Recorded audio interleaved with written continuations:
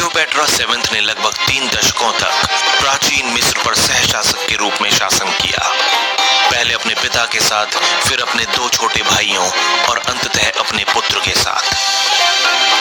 वो मैसिडोनियाई शासकों के एक राजवंश का हिस्सा थी, जिसकी स्थापना टॉलेमी ने की थी, जो 332 ईसा पूर्व में अलेक्जेंडर द ग्रेट की मिस्र की विजय के दौरान एक जनरल के रूप में सेवा करते थे।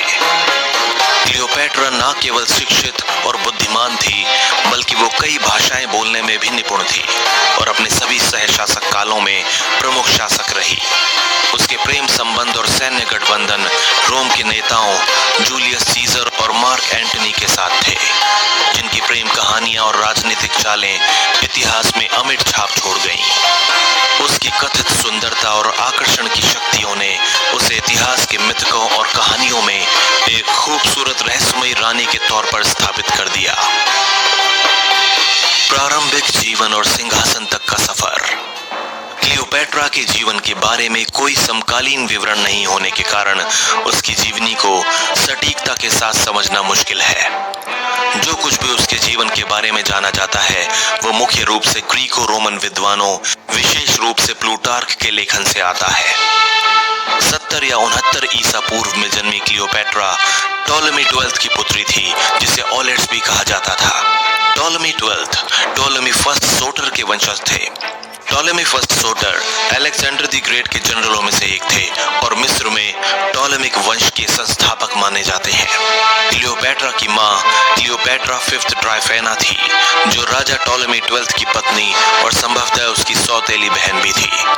51 ईसा पूर्व में ऑलेट्स की स्वाभाविक मृत्यु के बाद मिस्र का सिंहासन 18 वर्षीय क्लियोपेट्रा और 10 वर्षीय भाई टॉलेमी 13th को मिला। सिंहासन पर बैठने के तुरंत बाद टॉलेमी के सलाहकारों ने क्लियोपेट्रा के खिलाफ साजिश रचनी शुरू कर दी, जिससे उसे 49 ईसा पूर्व में मिस्र छोड़कर सीरिया भागना पड़ा। वहां उसने भाड़े के सैनिकों की एक सेना तैयार की और अगले वर्ष लौटकर अपने भाई की सेना का सामना मिस्र की पूर्वी सीमा पर स्थित पेलुसियम में गृह युद्ध में किया। इसी बीच टॉलेमी 13th ने रोमन जनरल पोम्पेई की हत्या करवा दी और इसके बाद उसके प्रतिद्वंदी जूलियस सीजर का स्वागत अलेक्जेंड्रिया में किया। अपनी स्थिति मजबूत करने के लिए क्लियोपेट्रा ने जूलियस सीजर का समर्थन प्राप्त करने की कोशिश की, जिसके लिए वो छुपते छुपाते सीजर के महल तक पहुंच गई और अपनी बात रखने में भी सफल रही। जूलियस सीजर और क्लियोपेट्रा का संबंध। जूलियस सीजर को रोम में अपनी सत्ता फिर से स्थापित करने के लिए धन की जरूरत थी और वो मिस्र को जीतकर ऑलेट्स द्वारा रोम से लिए गए कर्ज की भरपाई करना चाहता था। 4 महीने तक सीजर की कमजोर सेना और टॉलेमी 13th की सेना के बीच युद्ध चला, जब तक कि रोमन सहायक सेनाएं वहां नहीं पहुंच गईं। टॉलेमी को अलेक्जेंड्रिया से भागना पड़ा और माना जाता है कि उसकी नील नदी में डूबकर मौत हो गई। वहीं सीजर ने एक अलोकप्रिय विजेता के रूप में अलेक्जेंड्रिया में प्रवेश करते हुए क्लियोपेट्रा और उसके छोटे भाई टॉलेमी 14th, जो कि 13 साल का था, उन्हें फिर से सिंहासन पर बैठा दिया। सीजर कुछ समय के लिए क्लियोपेट्रा के साथ इजिप्ट में रुका और लगभग 47 ईसा पूर्व में क्लियोपेट्रा ने एक पुत्र को जन्म दिया, जिसका नाम टॉलेमी सीजर रखा गया। माना जाता है कि यह सीजर का पुत्र था और उसे मिस्र के लोग सिजेरियन या लिटिल सीजर के नाम से जानते थे। 46 से 45 ईसा पूर्व के बीच क्लियोपेट्रा टॉलेमी 14th और सिजेरियन के साथ सीजर से मिलने रोम गई, जो पहले ही रोम वापस जा चुका था। इसके बाद मार्च 44 बीसी में सीजर की हत्या कर दी गई, जिसके बाद क्लियोपेट्रा इजिप्ट लौट आई।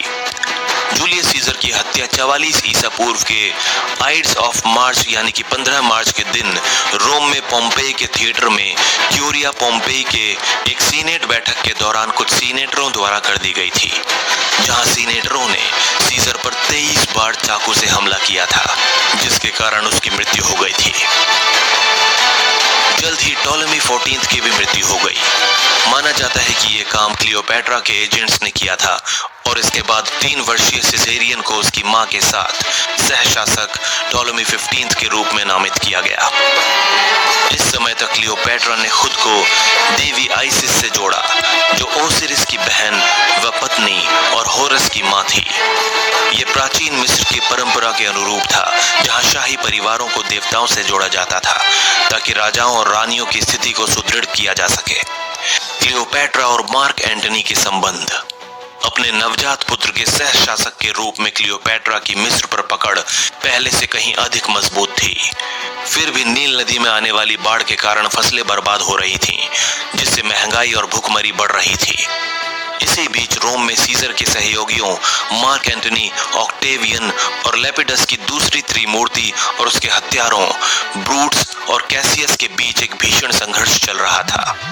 दोनों पक्षों ने मिस्र से समर्थन मांगा और कुछ समय बाद क्लियोपैट्रा ने रोम की 4 सेनाओं को, जो सीजर द्वारा मिस्र में तैनात की गई थीं, त्रिमूर्ति का समर्थन करने के लिए भेज दिया।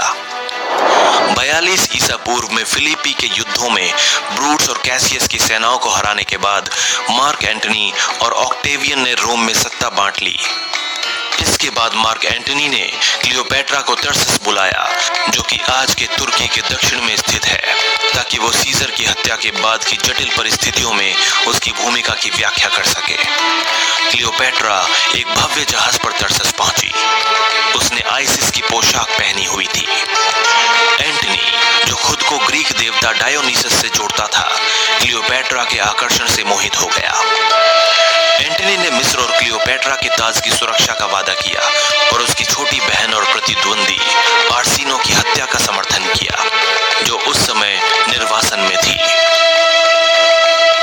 इसके बाद क्लियोपैट्रा मिस्र लौट आई और जल्द ही एंटनी भी उसका पीछा करते हुए मिस्र पहुंच गया। हालांकि वो रोम में अपनी तीसरी पत्नी फुलविया और अपने बच्चों को पीछे छोड़ आया था। 40 से 41 ईसा पूर्व की सर्दियों के दौरान एंटनी ने अलेक्जेंड्रिया में समय बिताया, जहां उसने और क्लियोपैट्रा ने एक प्रसिद्ध शराब पीने वाले समाज का गठन किया, जिसे द इनिमिटेबल लिवर्स कहा जाता था।